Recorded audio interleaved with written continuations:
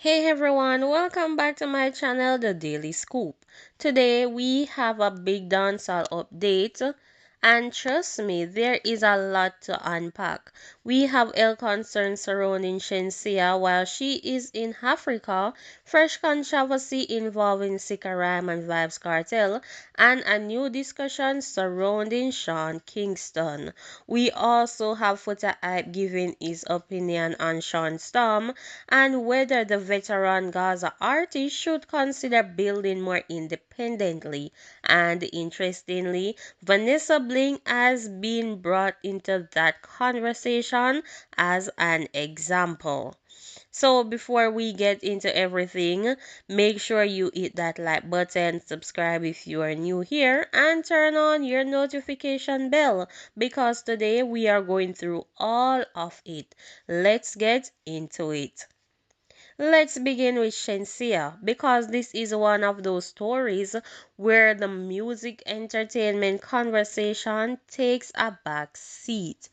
According to the information circulating from her social media posts, Shenseea basically revealed that she was experiencing some illness and significant pain while she is in Africa. She reportedly indicated that she was not sure whether she was dealing with malaria or food poisoning. And people, anytime somebody says they are experiencing that level of discomfort while they are away from home, especially in another country, naturally people are going to become concerned.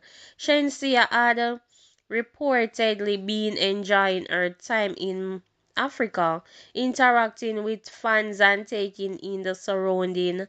But then came the unexpected health issues, and this is where I want to remind everybody listening we should not diagnose people from social media posts. If somebody say that they think they have malaria or food poisoning, that does not mean we should automatically conclude that they have either condition. The important thing is that the person gets proper medical attention and just get the correct diagnosis.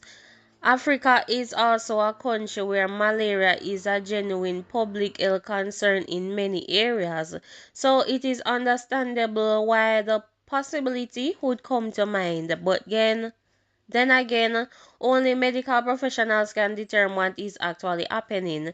So, Shenseea, wherever you are right now, the entire purpose of this conversation is simply to say take care of yourself, get checked, rest, follow medical advice.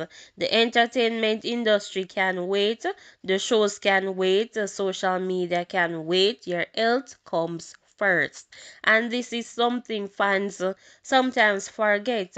We see our favorite entertainers constantly moving, performing, traveling, recording, taking pictures, doing interviews, and sometimes we just forgot that behind the superstar image is an actual human being. So rather than turning Shenseea illness into speculation, guys, the better response is just to wish her well and hope she gets the treatment that she needs.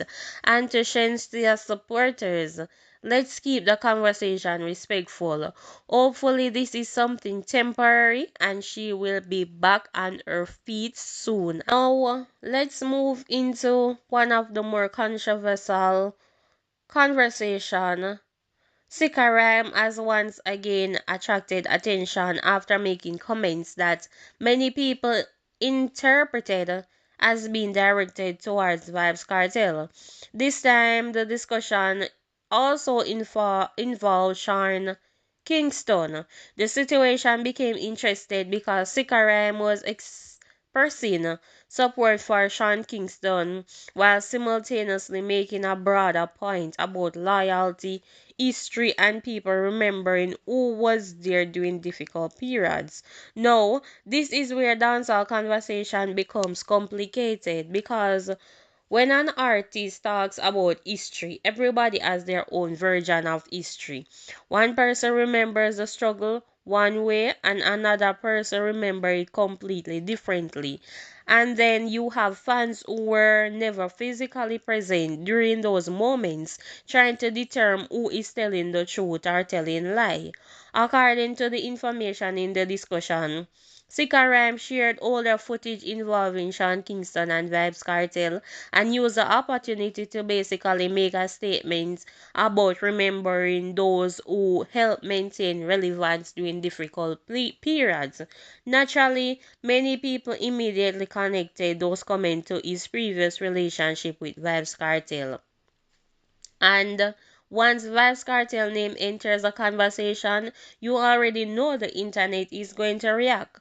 Some supporters believe Sika deserves recognition for the work he says he contributed during the period when Kartel was incarcerated.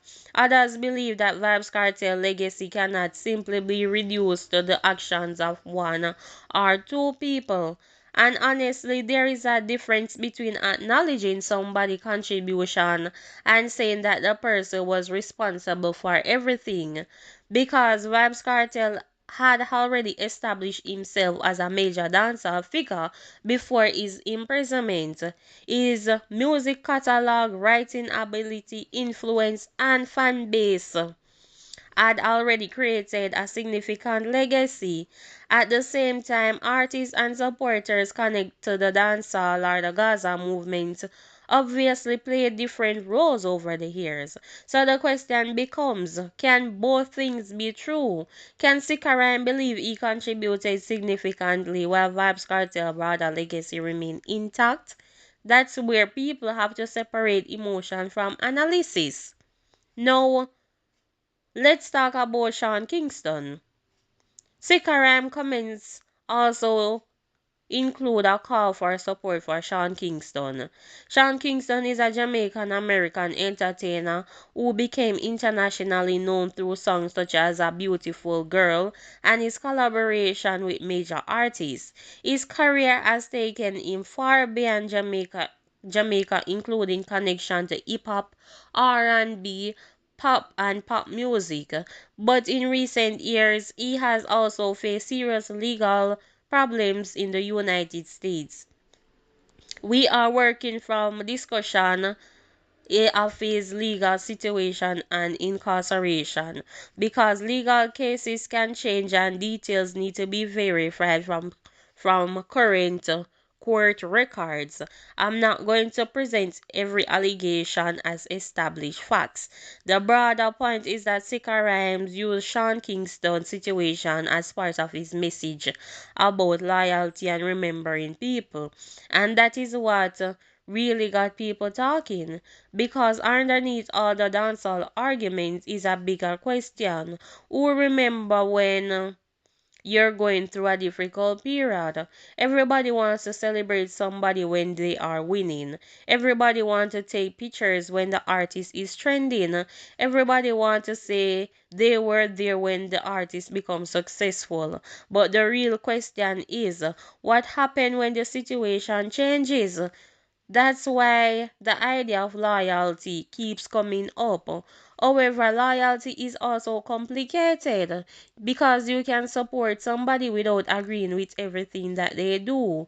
You can appreciate somebody's past contribution without remaining connected forever. And you can move forward without pretending that history never happened. That is where the conversation gets interesting. Foota Hype, on the other hand, has been given his opinion about Sean Storm, and his argument is essentially that Sean Storm could benefit from focusing more heavily on building his own individual brand. This is not necessarily a new conversation in dancehall because for years people have debated what happened to an artist when they become closely associated with a superstar. Sometimes the association helps, sometimes it creates opportunities, but another time the artist becomes known more for the association than for his own identity. And that is where Foota Hype argument comes in. He has reportedly widely suggested that Shenseea should consider separating himself, at least professionally and strategically, from being defined primarily through his connection to Vybz Kartel. Now, whether you agree with that or not is another question.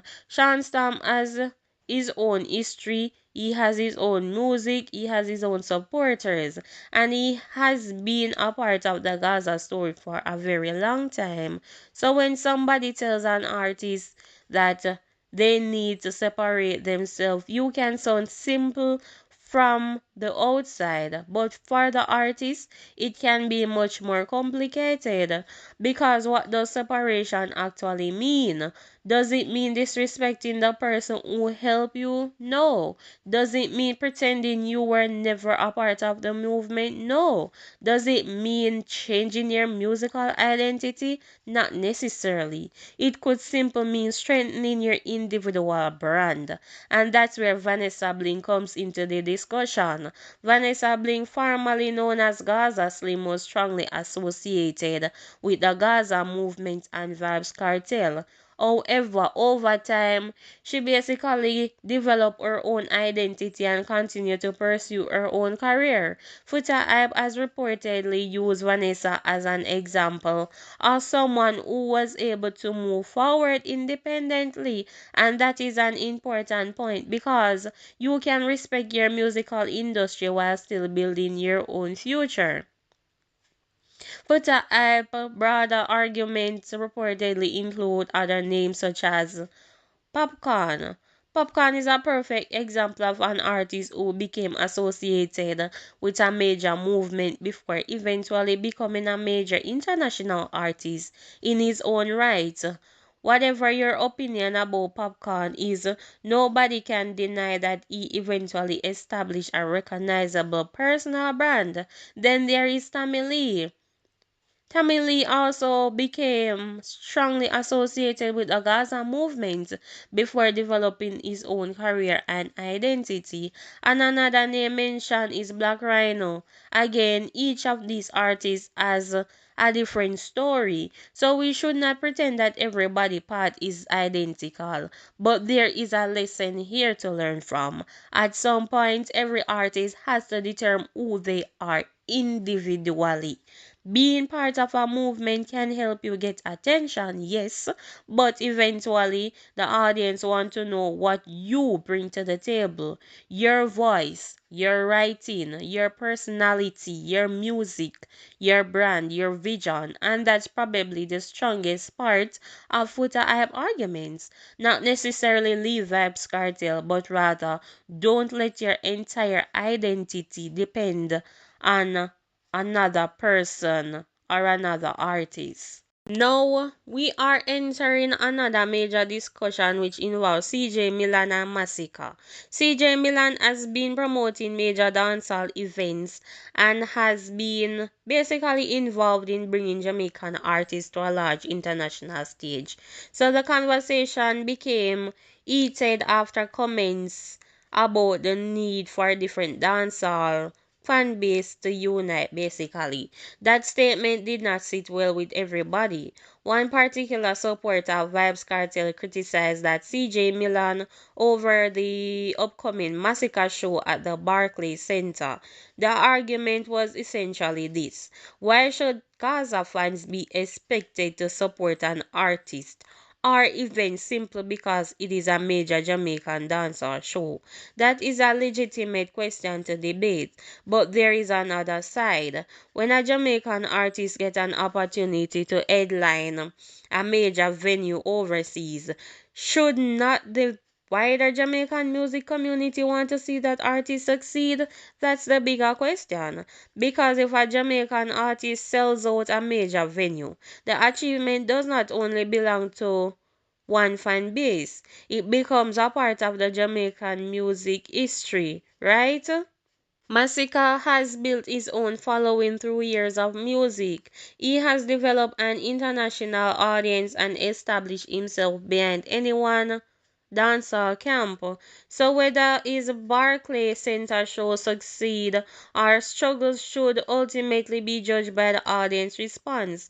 Ticket sales will tell the story. The audience will tell the story. It's performance, not social media arguments, not fan wars, not insult. The marketplace ultimately gives the answer, and that is why I do not think Gaza fans should feel obligated to support the event. But I also don't think Gaza fans should actively hope for a Jamaican artist to fail simply because they don't like his camp. There is a difference. You can say that's not my artist, that is completely fine. But when Jamaicans start celebrating the failure of Jamaican music overseas, we have to ask ourselves whether we are helping the culture or not. Stitchie is one of Jamaica veteran entertainers and later became widely known for his Christian music and ministry. His journey is significant because he successfully transitioned from dancehall into gospel music. The information surrounding Stitchie has continued to face serious health challenges following a medical emergency. The update basically reportedly indicate that although he remains unable to communicate in full sentences, he can still make sounds and respond to familiar voices. That may sound like a small thing, but for a family going through a long recovery journey, small signs can mean everything. His wife has also been involved in keeping supporters informed, and fans have continued to pray and show their support. Stitches has sent he has spent decades contributing to Jamaican music. Before his gospel ministry became his major identity, he was already established within dancehall. His decision to into Christian music show another side of his creativity. He did not simply abandon music, he transformed his message, and that's something worth respecting. So guys, let's just keep him in our prayers and hope for the best. So guys, that's it for today. Drop your opinion respectfully in the comments below. Don't forget to like the video, subscribe to the channel, turn on the notification bell, and share this video with somebody who follows Jamaican music and dancehall. Big up on yourself. Respect to everybody watching from Jamaica, America, Canada, UK, Africa, the Caribbean, and everywhere else around the world. Until the next video, big up yourself, bless up yourself, stay safe, and keep supporting the Jamaican music.